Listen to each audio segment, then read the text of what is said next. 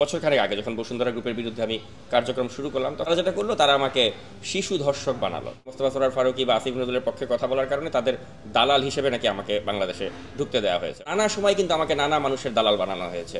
বলা হয়েছে আমি বসুন্ধরা গ্রুপের দালাল, বলা হয়েছে আমি উমুকের দালাল, আসিফ নজরুলের দালাল, কিন্তু আমি যে কার দালাল এটা আমি নিজেই আসলে জানি না। এই ক্যাবিনেটের বেশিরভাগ যারা উপদেষ্টা তাদের বয়স অনেক বেশি।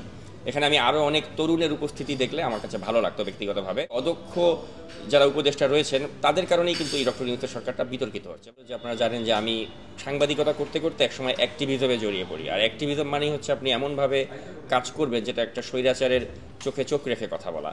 তো সেটা আমি এর আগেও করার চেষ্টা করেছি যখন জাতীয় গণমাধ্যমগুলোতে কাজ করেছিলাম, কিন্তু সেটা একটু এমন মাত্রায় করেছি যাতে আমাকে কখনো ঝামেলায় পড়তে না হয়। যেমন আমি উদাহরণ হিসেবে বলতে পারি, আমি সালমান এফ রহমানের মালিকানাধীন ইংরেজি দৈনিক দ্য ইন্ডিপেন্ডেন্ট আমি কাজ করেছিলাম। সেখানে আমি আসাফুদ্দৌলার মতো একজন ব্যক্তি, যিনি সাবেক সচিব, তার সাক্ষাৎকার নিয়েছিলাম। তখন তিনি সমস্ত গণমাধ্যমে ব্যান্ড ছিলেন। তো সেটা করার পরে কিন্তু আমাকে গোয়েন্দা সংস্থা থেকে হুমকি বা চাপ দেওয়া হয়েছিল। কিন্তু ওই চাপের পরেও কিন্তু আমি বাংলাদেশে যাতায়াত করতাম। আমি আমেরিকা থেকে প্রতি বছরে দুবার করে আসতাম দেশে, এবং আমি পত্রপত্রিকায় লেখালেখি করতাম। কিন্তু আমাকে ওই ধরনের ঝামেলায় পড়তে হয়নি। আমাকে মাঝে মাঝে ফোন করা হতো বা একটু বলা হতো যেভাবে যেন এসব প্রতিবেদন আমি না করি।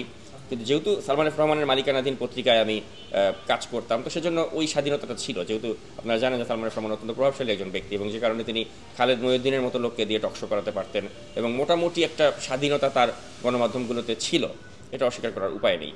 তো ওটা আমি এক্সারসাইজ করতাম, কিন্তু তারপরেও দেখা যাচ্ছিল যে আমি যেটা বলতে চাই সেটা স্পষ্ট করে বলার মতো অবস্থা বাংলাদেশের মাধ্যমগুলোতে, গণমাধ্যমগুলোতে ক্রমেই সংকুচিত হচ্ছিল। বিশেষ করে আপনার 2018 সালের রাতের ভোটের নির্বাচনের পরে সেটা আরও ব্যাপকভাবে দেখা গেল যে তখন যারা টকশোতে আসতেন রেগুলার, তাদেরকে কিন্তু আপনারা টকশোতে আর ডাকতে পারতেন না। মূলধারার যারা গণমাধ্যম তারা ডাকতে পারতেন না। যেমন আমি বলতে পারি আসিফ নজরুল, তিনি 2018 সালের রাতের ভোটের নির্বাচনের পরে তাকে কিন্তু কোনো গণমাধ্যমের টকশোতে দেখা যায়নি। তা আমি ওই নির্বাচনটা নিয়ে তার প্রতিক্রিয়া জানার জন্য চোখ রাখছিলাম সব ধরনের গণমাধ্যমে, প্রিন্ট মিডিয়াতে বা টেলিভিশনে, কোথাও তাকে দেখা যাচ্ছিল না। তো তখন আমি বাংলাদেশে আসলাম 2019 সালের মার্চ মাসে, অর্থাৎ রাতের ভোটের নির্বাচনেরও প্রায় 3 মাস পরে। এবং এসে আমি তখন একটা ক্যামেরা ক্রু ভাড়া করলাম, করে আমি আসিফ নজরুলের একটা সাক্ষাৎকার নিলাম, এবং সেটি আমার ব্যক্তিগত ইউটিউব চ্যানেলে আমি প্রচার করলাম। এবং ওটা করার দায়ে যেটা হলো আর কি, যে আমি মার্কিন যুক্তরাষ্ট্রে ফেরত যাওয়ার পর আমাকে এসবি পুলিশ থেকে জানানো হলো যে ভাই আপনি আর বাংলাদেশে আসবেন না। আমি বললাম কেন আসবো না? তো বলা হলো যে আপনি আসলেই আপনাকে এয়ারপোর্ট থেকে গ্রেপ্তার করা হবে। তো আমি বললাম কেন গ্রেপ্তার করা হবে? বলা হলো যে আপনি একজন নিষিদ্ধ মানুষ, যাকে কোনো চ্যানেলে সাক্ষাৎকার নেওয়া হয় না, সেই আসিফ নজরুলের একটা সাক্ষাৎকার নিয়ে আপনি প্রচার করেছেন, এটা সরকার খুব বিব্রত। তো সেজন্য আপনি আর আসবেন না, আসলে আপনাকে এয়ারপোর্ট থেকে গ্রেপ্তার করতে হতে পারে বা গুমও হতে পারেন। এবং এটা আমি আসলে যেই পুলিশ কর্মকর্তা আমাকে তথ্যটা দিয়েছেন, আমি তার প্রতি কৃতজ্ঞ, কারণ তিনি তো এই তথ্যটা গোপন করতেও পারতেন। তো আসলে ব্যাপারটা হচ্ছে কি, আপনারা জানেন যে পুলিশ নিয়ে আমি অনেক রিপোর্ট করেছি। তো পুলিশের সাথে আমার একটা সখ্যতা ছিল অনেক পুলিশ সদস্যের সাথেই। তো তারা অনেকেই আমার ওয়েল উইশার ছিলেন। তো তেমনই একজন আমাকে আসলে তথ্যটা দিয়েছিলেন যে আপনি আসলে কিন্তু আপনার নামে একটা ব্ল্যাক লিস্টেড করা হয়েছে, আপনি এয়ারপোর্ট থেকেই গ্রেপ্তার হয়ে যাবেন। তো সেজন্য আমি এরপরে বাংলাদেশে যেতে চাইলেও আমার পরিবারের সদস্যরা আমাকে যেতে বলেনি। তারা বলেছে যে গিয়ে খামাখা ঝামেলা করার দরকার নেই। তো তখন আমি দেখলাম যে যেহেতু ঝামেলাই এরিয়া আমি কাজ করছি বা প্রবাসী থেকে নিরাপদ দূরত্বে, তাহলে কেন আরও বোল্ডলি কাজ না করি? তো সেজন্যই আমি ওই চিন্তাধারা থেকে আমি নাগরিক টিভিতে যুক্ত হলাম, এবং সেখান থেকে আপনারা জানেন যে আমি একদম খুব খোলাখুলিভাবে এই সরকারের যাবতীয় অপকর্ম নিয়ে আমি কাজ করা শুরু করলাম, যেটা মূলধারার মিডিয়াতে কল্পনাও করা যায় না। এবং যখনই আমি সেগুলি করা শুরু করলাম, আমি তখনই বুঝতে পারলাম যে এখন কোনো অবস্থাতেই আর বাংলাদেশে যাওয়ার মতো প্রেক্ষাপট আমার নেই, কারণ গেলেই এই ফ্যাসিস্ট সরকার আমার ক্ষতি করবে। তো সেজন্য আমি আসলে ওই একটা লক্ষ্য নিয়ে কাজ করেছি যে আমাকে এমনভাবে কাজ করতে হবে যাতে এই ফ্যাসিস্টের পতন ঘটে, তাহলে আমার বাংলাদেশে আসার রাস্তাটা সুগম হবে। এবং লাকিলি 5ই আগস্ট ছাত্র জনতার অভ্যুত্থানের মাধ্যমে ফ্যাসিস্টের পতন ঘটেছে, এবং আমি দীর্ঘ 5.5 বছর পরে আপনাদের সামনে এসে আজ কথা বলতে পারছি। যেমন আমি বাংলাদেশে প্রবেশ করার পর থেকে আমাকে বারেবার একটা কথা বলা হচ্ছে যে আমি ডক্টর আসিফ নজরুলের পয়সায় নাকি বাংলাদেশে এসেছি, এবং তাকে প্রমোট করার উদ্দেশ্যে আমি এখানে এসেছি। এবং বলা হচ্ছে যে মোস্তফা সরোয়ার ফারুকী বা আসিফ নজরুলের পক্ষে কথা বলার কারণে তাদের দালাল হিসেবে নাকি আমাকে বাংলাদেশে ঢুকতে দেওয়া হয়েছে। অথচ যেই সব বোকারা এই কথাটা বলছে, তারা নাগরিক টিভি আসলে ভালো মতো দেখে কি না আমার সন্দেহ আছে। কারণ আমি এই তো 3 মাস আগেও আমি আসিফ নজরুলের বিরুদ্ধে একটা কন্টেন্ট বানিয়েছি, যেখানে আসিফ নজরুলের এমন কোনো সমালোচনা নেই যেটা আমি করিনি। এবং গতকালকে আসিফ নজরুলের সাথে আমার দেখা হলো, এবং তার সাথে আমি গিয়ে কথাও বলেছি।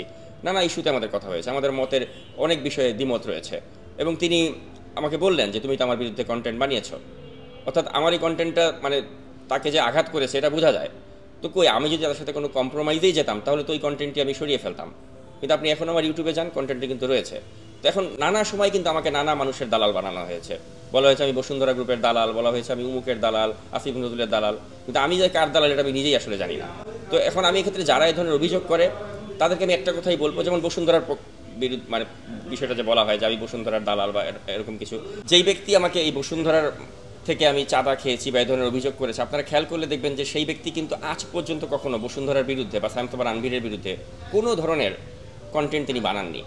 তো এখন চাঁদা তাহলে পেয়েছে কে আর অভিযুক্ত হলো কে, এটা আপনাদের বিবেকের কাছে এই প্রশ্নটা আমি রেখে গেলাম। বেশিরভাগ মামলাই হয়েছে আপনার আইসিটি অ্যাক্টে। তো এটা নিয়ে আমি ডক্টর আসিফ নজরুলের সাথে যখন কথা বলেছি তিনি বলেছেন যে আইসিটি একটাই যেহেতু থাকছে না, অতএব ওই অ্যাক্টের মামলাগুলোকে নিয়ে আসলে উদ্বিগ্ন হওয়ার কিছু নেই। একটা মামলা নিয়ে আমি উদ্বিগ্ন ছিলাম, সেটা হচ্ছে আমার বিরুদ্ধে একটা এই বছরখানেক আগে যখন বসুন্ধরা গ্রুপের বিরুদ্ধে আমি কার্যক্রম শুরু করলাম, তখন আমি জানতাম যে তারা আমার বিরুদ্ধে খুবই বাজে কোনো মামলা করবে আমাকে থামাবার জন্য। তো তারা যেটা করলো, তারা আমাকে শিশু ধর্ষক বানালো। শিশু ধর্ষণের অভিযোগে আমার বিরুদ্ধে একটা মামলা করলো তারা, এবং হাস্যকরভাবে ওই মামলার চার্জশিটে তারা লিখলো যে আমি নাকি 2011 সালে আমি একটা শিশুকে ধর্ষণ করেছিলাম রাজধানীর সবুজবাগ এলাকাতে। কিন্তু হাস্যকর বিষয় হচ্ছে যে 2011 সালে আমি সালমান এফ রহমানের পত্রিকাতে চাকরি করতাম। ওই সময় যদি সত্যিকার অর্থে আমি এরকম কাউকে ধর্ষণ করতাম, ওটা তো সারা দেশব্যাপী তোলপাড় হতো। এত বছর পরে এসে কেন এ ধরনের বিষয়টা আসবে, এটা হচ্ছে প্রথম কথা। আর দ্বিতীয় কথা হচ্ছে যে ওই এজাহারে লেখা আছে যে ওই শিশুকে ধর্ষণ করার পরে তাকে নাকি ওই মুগদা হাসপাতালে নিয়ে তার চিকিৎসা করা হয়েছিল, কিন্তু বাস্তবতা হচ্ছে মুগদা হাসপাতালটি শেখ হাসিনা 2013 সালে উদ্বোধন করে, অর্থাৎ তাদের যে স্ক্রিপ্টটা এটাও খুব দুর্বল ছিল। তো এভাবেই তারা আসলে ফেসে গিয়েছে। তো আমার আসলে একটা মজার ছলে আপনাদের একটা কথা বলি, আমার একটা ইচ্ছা আছে যে আমি এই যে আমাকে যে একটা অভিযুক্ত করা হলো শিশু ধর্ষণের দায়ে বসুন্ধরা গ্রুপের পক্ষ থেকে, ওই মামলার যিনি বাদী তাকে আমি খুঁজে বের করে আমি জিজ্ঞেস করবো যে আসলে তোমাকে কি আমি ধর্ষণ করেছি নাকি আহমেদ আকবর সোবান ধর্ষণ করেছে, তুমি হয়তো ভুলে আমার নাম দিয়ে দিয়েছো। এটা একটু বের করার চেষ্টা করবো, আমার ইচ্ছা আছে। আসলে আমাদের তো প্রত্যাশা অনেক বেশি, এবং এই প্রত্যাশার অনেক বেশি বলেই কিন্তু আমরা ডক্টর ইউনূসের মতো একজন ব্যক্তিকে আমরা এখানে ক্ষমতায় ছাত্র জনতা তাকে বসিয়েছে, অনেক আশা নিয়ে বসিয়েছে। তো এখন এই 4 মাস পার হওয়ার পরে কিন্তু আমাদের প্রত্যাশার সাথে প্রাপ্তির মানে মিল কিন্তু ঘটছে না, এটা বাস্তবতা। অনেক বিষয় কিন্তু আমাদের জনগণ এখন অসন্তুষ্ট, এবং এটাকে অস্বীকার করার কোনো উপায় নেই। তো ডক্টর ইউনূস তার সাধ্যমতো চেষ্টা করছেন, কিন্তু আমি মনে করি যে সবচেয়ে বড় সীমাবদ্ধতা হচ্ছে যে এখানে এই ক্যাবিনেটের বেশিরভাগ যারা উপদেষ্টা তাদের বয়স অনেক বেশি। এখানে আমি আরও অনেক তরুণের উপস্থিতি দেখলে আমার কাছে ভালো লাগতো ব্যক্তিগতভাবে, এবং আমি মনে করি এই অদক্ষ যারা উপদেষ্টা রয়েছেন তাদের কারণেই কিন্তু এই ডক্টর ইউনূসের সরকারটা বিতর্কিত হচ্ছে। এবং এখানে সবচেয়ে বেশি মানে যেটা আমি মনে করি সমস্যা হচ্ছে সেটা হচ্ছে চুক্তিভিত্তিক নিয়োগগুলো। আপনি দেখেন যে পুলিশের আইজিপি থেকে শুরু করে ডিএমপি কমিশনার, এই পদগুলোতে যারা ডিজার্ভিং পুলিশ তাদেরকে আপনি এখানে না বসিয়ে আপনি যারা রিটায়ারমেন্টে চলে গিয়েছে তাদেরকে আপনি আবার কামব্যাক করাচ্ছেন এবং তাদেরকে আপনি চুক্তিভিত্তিক নিয়োগ দিচ্ছেন। এতে মনে প্রশ্ন জায়গা যে তাহলে বর্তমানে যারা সার্ভিসে আছে তাদের মধ্যে কি ধরো যোগ্য কেউ নেই? তাদেরকে আপনি এই প্রমোশন না দিয়ে তাদেরকে বঞ্চিত করে যারা রিটায়ারমেন্টে চলে গিয়েছে তাদেরকে টেনে এনে আবার নতুন করে তাদেরকে বসানো, এটা কিন্তু আসলে দৃষ্টিকটু। আপনি ক্রিকেট খেলা নিয়ে চিন্তা করুন যে একটা ক্রিকেট খেলায় একটা রিটায়ার্ড খেলোয়াড় তাকে আপনি আবার যদি ফিরিয়ে এনে খেলার মাঠে পাঠান, তো সে কি ভালো পারফর্ম করবে, নাকি আপনার নতুন একটা সম্ভাবনাময় তরুণকে যদি মাঠে নামান সেটা ভালো করবে?